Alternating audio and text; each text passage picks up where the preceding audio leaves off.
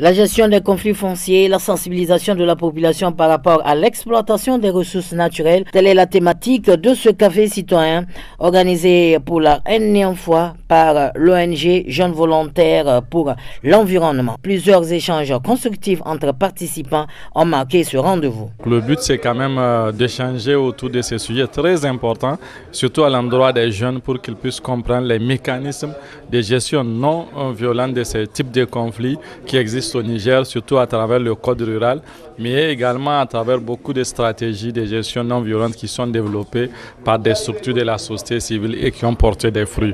Donc également l'intérêt pour nous, c'est de permettre qu'il y ait plus de discussions autour de ces sujets, parce que vous savez, la question de l'exploitation des ressources naturelles est impactée par les changements climatiques. Donc quand on met les liens changement climatique et surexploitation, exploitation des ressources naturelles, cela ne peut que souvent dégénérer vers des conflits. Et alors, comment ces conflits sont perçus, sont gérés au niveau local et même au niveau national? C'est de cela qu'il s'agit. Et quel est par rapport à la réglementation? C'est ça le rôle du code rural, avec les différentes commissions, avec les schémas d'aménagement foncier qui existent, entre autres. Et donc, c'est pour nous d'échanger autour de ces aspects pour qu'on puisse comprendre, parce qu'on dit nul n'est censé ignorer la loi. Ça dénonce vraiment l'engouement et vraiment l'intérêt que les gens accordent à cette question, à la gestion du foncier en milieu rural.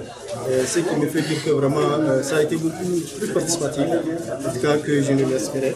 Et vraiment ça a été pour moi un succès et vraiment c'est aussi un honneur ou un plaisir pour moi vraiment de venir échanger avec les gens par rapport aux questions foncières, à la gestion du foncier en milieu rural. À signaler que les conflits fonciers sont fréquents en milieu rural et la loi prévoit une procédure de résolution des conflits qui n'est pas toujours bien appliquée.